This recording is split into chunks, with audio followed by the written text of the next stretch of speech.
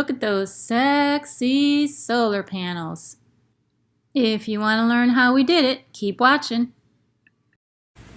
So here's the top side solar project commencing to add the structure to the boat, and Bill's going to explain just a tad bit about what he's doing.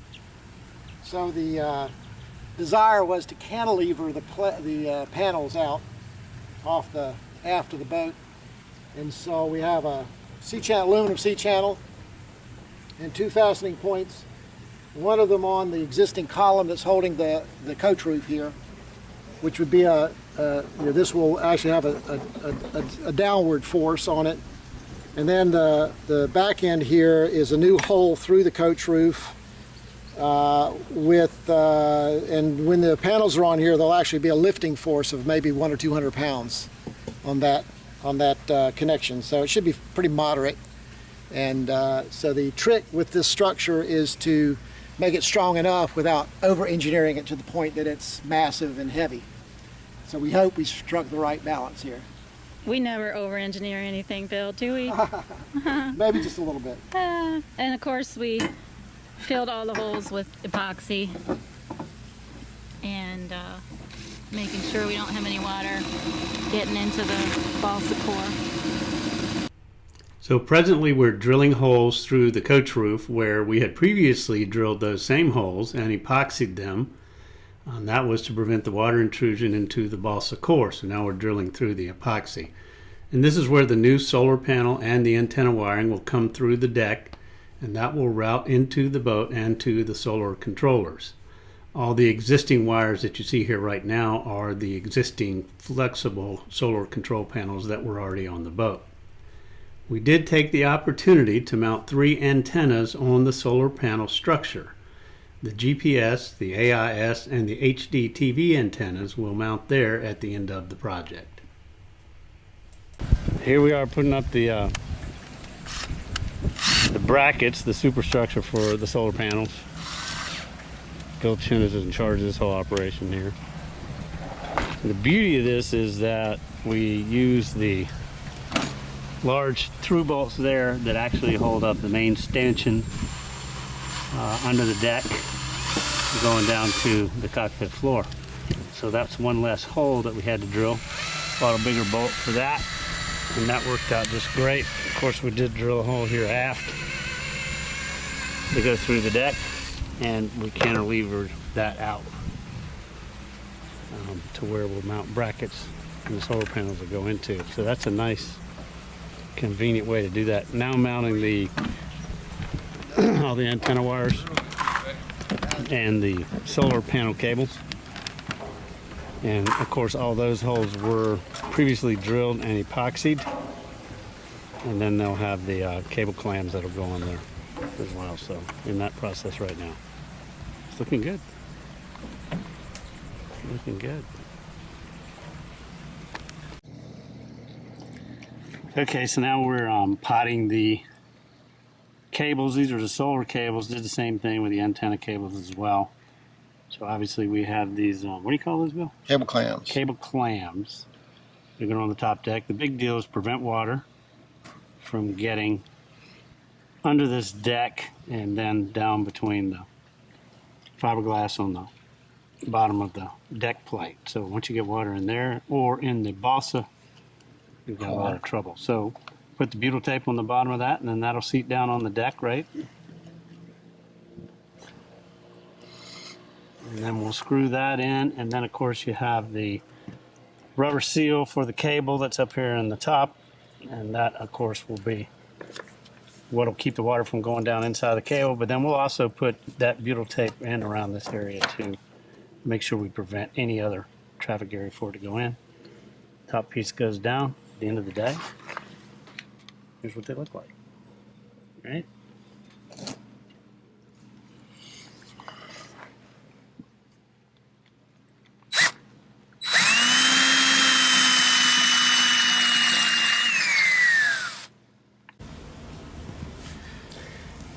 So you can see there that empty hole area that we had there, we've now put that butyl tape in there as well. That'll seal nicely. The rubber piece will go down on there on top, and then cover which has machine screws that put that in there.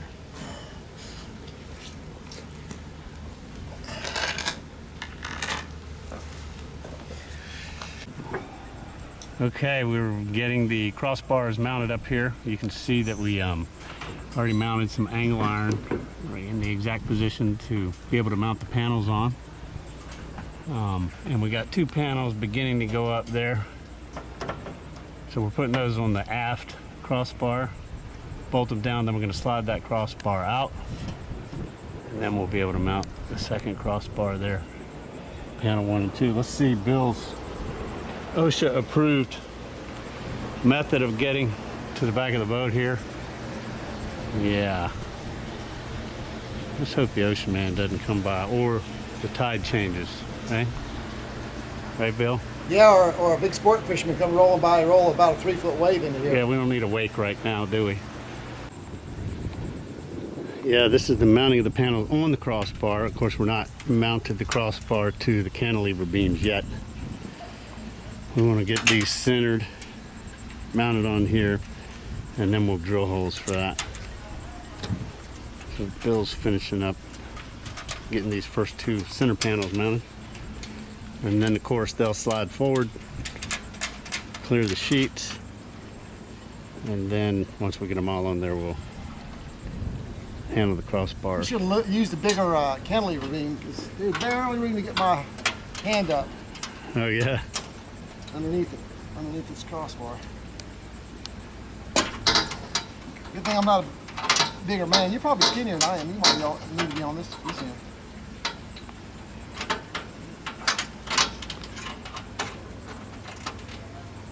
It's looking pretty good though. Hopefully we'll be generating power by the end of the day.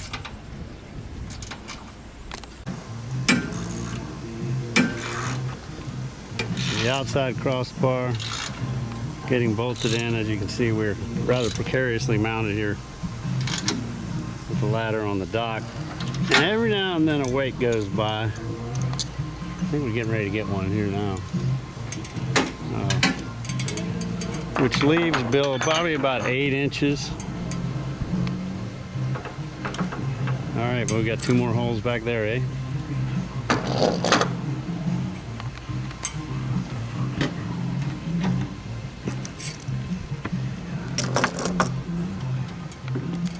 Okay, momentous occasion here. We've reached 4 panels. I gotta show you the nice little rig right here. 4 panels already. That's really great. I mean, look at them. They're huge.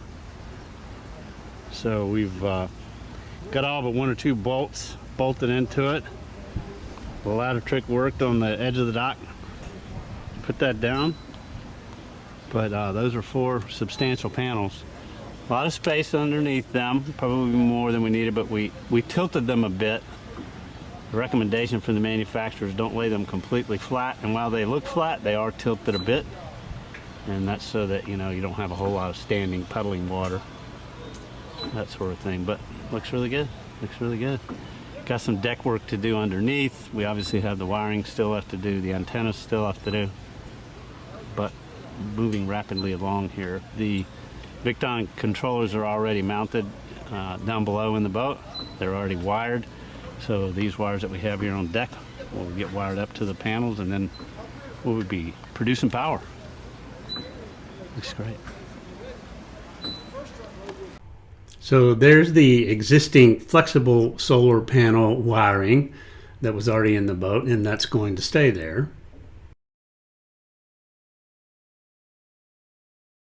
So now you can see from under the deck, this is the new thick gray cable, and that's the cable from all the new solar panels that we ran down from the top of the deck.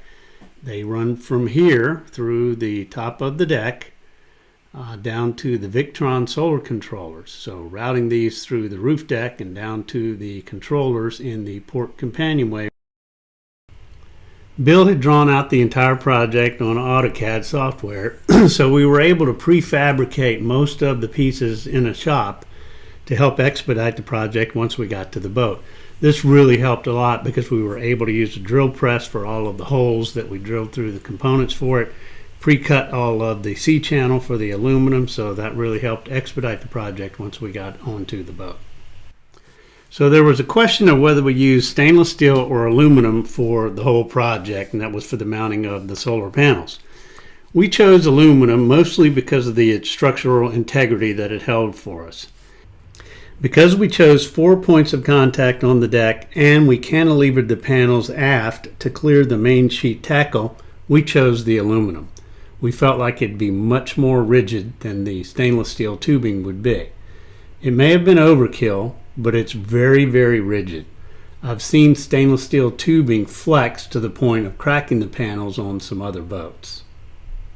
We did get this drawing of the top deck from Leopard, and that was good for us because it showed where the balsa construction was, and it showed us the points of extra rigidity, and those are the points marked in blue, so we knew where we would have good solid points of contact for the structure.